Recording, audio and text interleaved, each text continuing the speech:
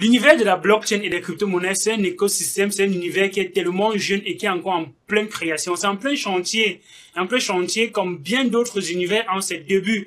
Quand Internet voyait le jour, c'était dans ses débuts et il y avait donc beaucoup de choses à créer au-dessus d'Internet. Mais au début d'Internet, il y avait quelques opportunités. Et les personnes qui arrivaient sur Internet au début, avec certaines opportunités qu'ils allaient saisir sur Internet.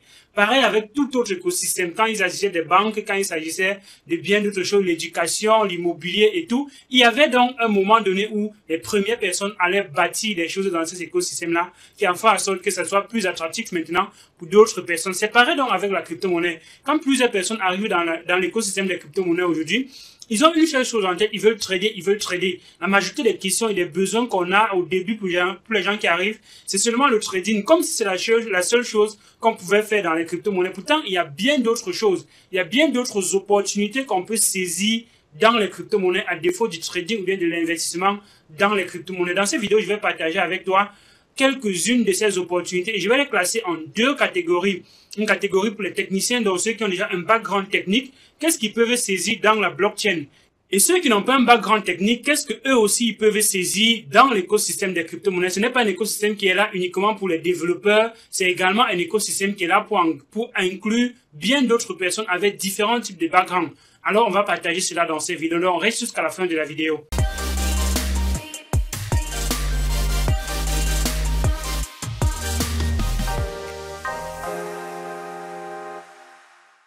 Salut, moi c'est Visconjo, bienvenue sur la chaîne. Ici on parle majoritairement de crypto-monnaies. Si tu veux faire partie de cet écosystème qui est en plein essor et qui a beaucoup d'opportunités, je t'invite à faire deux choses. La première, c'est de t'abonner à la chaîne et d'activer la cloche de notification, bien évidemment. Et là, tu seras informé des contenus intéressants comme ce que tu es en train de regarder là présentement.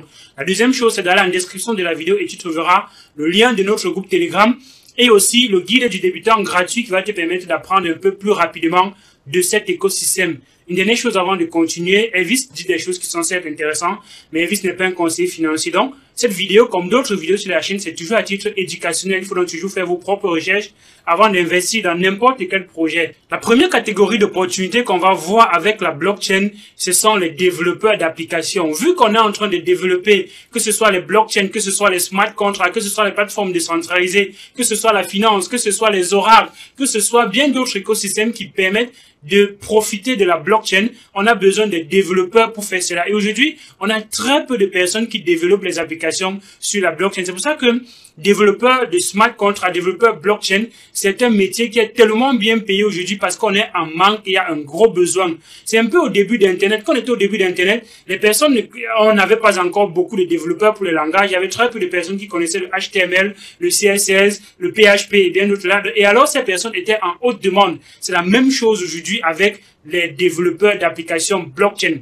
Il y a très peu de personnes qui ont la connaissance nécessaire pour développer les smart contracts qu'on est en train d'utiliser chaque jour dans la finance décentralisée. Alors, il y a donc des gros métiers, il y a donc des gros revenus pour les personnes qui se lancent dans ce secteur-là. On va en moyenne entre 40 000, 50 000, 100 000 dollars, 200 000 dollars, 150 000, 200 000 dollars par an pour les bons développeurs. Et alors, on peut se demander comment faire pour devenir développeur blockchain.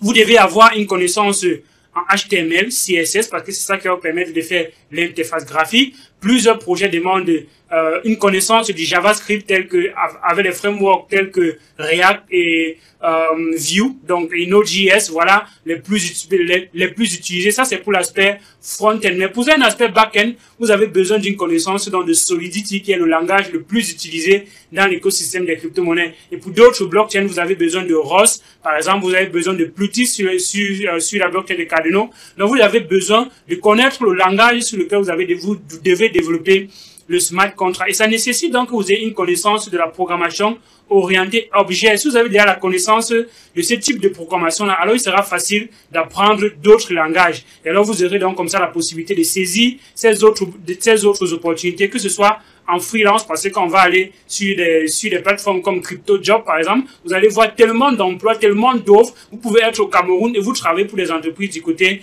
des États-Unis, du côté du Canada, du côté de l'Inde. On s'en fout de là où vous êtes. Ce qui est le plus important, c'est que vous avez la compétence. Et alors, comment est-ce qu'on fait pour avoir de la compétence? C'est en commençant à créer des petites choses qui fonctionnent à petite échelle, d'être actif sur les différentes plateformes, d'être actif sur Telegram, d'être actif sur les plateformes où il y a les développeurs qui échangent. Et c'est comme ça que vous allez vous créer une notoriété. C'est comme ça que vous allez aussi avoir donc d'autres opportunités. Une deuxième chose aussi, quand on parle de smart contracts, on parle d'audit, on parle de sécurité. Alors, si vous êtes une personne qui avait la connaissance et l'expertise en tant que sécurité et que vous avez également des connaissances blockchain développement, vous pouvez donc auditer les plateformes de smart contracts et voir comme ça s'il y a des bugs. Vous pouvez soit collaborer avec ces différentes plateformes pour fixer les bugs, soit vous pouvez maintenant être une personne qui a son cabinet qui audite les smart contracts et que les gens viennent payer. Et là-dedans, la finance décentralisée, vu que quand c'est déjà déployé sur la blockchain, on ne va pas modifier le code, ça veut dire qu'il faudrait développer les choses avec une certaine rigueur, avec beaucoup plus de précision que d'autres applications classiques parce qu'on peut faire les mises à jour régulièrement. Mais quand un smart contract est déployé, on ne peut pas modifier, on peut juste le rechanger et parfois il y a des gros bugs. On a vu ce qui s'est passé récemment où il y a presque 600 millions qui ont été dérobés d'une plateforme. Et il y en a comme ça, il y en a tellement. Et alors les personnes qui dénient ces failles-là ont parfois beaucoup d'argent. Et récemment, il y a certains qui ont été payés jusqu'à des millions de dollars en quelques minutes. Donc, ils ont fait 5 heures de travail. Il a eu 1 million de dollars parce qu'il a détecté des bugs, des failles dans des smart contracts. C'est donc aussi une niche que plusieurs personnes sur le continent peuvent donc explorer. Vous pouvez avoir la compétence nécessaire pour auditer les smart contracts. Une autre chose qu'on va aussi voir dans l'écosystème pour les développeurs, c'est l'analyse des données. Vu que la blockchain a beaucoup de données qui ne sont pas encore analysées, il y a donc plein de plateformes qui se créent aujourd'hui pour analyser ces données sur la blockchain. Comment est-ce qu'on fait pour traquer le prix, pour faire une analyse de ce prix, quels sont les événements qui ont d'impact sur le prix de la crypto-monnaie, ainsi de suite. Vous pouvez donc créer une plateforme qui permet de faire ce genre de services et ce genre de services seront consommés par d'autres plateformes et par d'autres API aussi. Donc, voilà quelque chose que vous pouvez aussi saisir en tant que développeur. Bon, assez parlé pour les développeurs, mais est-ce que il n'y a que les développeurs qui peuvent saisir les opportunités dans la blockchain? Que non, toute personne peut saisir les opportunités dans la blockchain. On a des rédacteurs.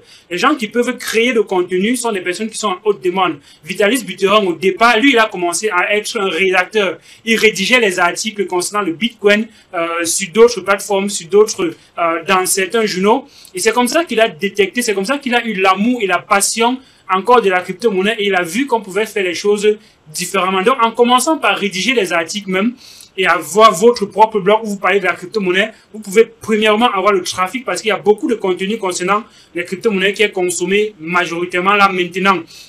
Vu que plusieurs personnes font au moins l'analyse fondamentale, ils prennent les avis des uns et des autres et que les news ont d'impact sur la crypto-monnaie. Donc, les gens vont rechercher ces informations. Donc, vous pouvez apporter votre propre histoire, votre façon de raconter l'histoire de la blockchain, votre façon d'analyser le marché, votre façon de voir comment les choses sont faites. Et peut-être il y a des secteurs qui ne sont pas couverts parce que la majorité des articles, c'est soit en anglais, soit dans certains pays. Alors, ça ne couvre pas certains pays. Ça fait que certains pays sont coupés d'une qualité d'information qui cadre leur contexte actuel. Donc, vous pouvez également vous positionner dans ces créneaux-là. Et je pense que sur la chaîne, on a déjà appelé les personnes à se mettre ensemble pour qu'on puisse nous-mêmes créer un contenu de qualité pour le continent africain et que les news qu'on consomme ne sont pas simplement liées aux impacts qu'il y aura du côté des États-Unis, du côté de la Chine et bien d'autres là-bas. Mais quel est l'impact que nous-mêmes nous avons sur la crypto-monnaie? Quel est l'impact que nos entreprises eux-mêmes, nos gouvernements eux-mêmes ont sur la crypto-monnaie? Il y a très peu de plateformes qui le font et les plateformes qui le font aujourd'hui le font majoritairement en anglais et ça fait que les francophones sont un peu coupés de cela. Donc, on peut se mettre ensemble pour aller dans ce sens-là et c'est donc un moyen pour vous qui êtes débutant de faire vos premiers pas, d'être dans une communauté où vous avez déjà premièrement la possibilité d'apprendre comment rédiger des articles de qualité et aussi ça vous permet de grandir et après vos services peuvent être sollicités par des grands journaux, par des grands médias pour venir apporter votre expertise en tant que rédaction dans leurs journaux et cela vous aurez beaucoup de revenus aussi. Une autre chose, c'est de créer des contenus sur la chaîne YouTube.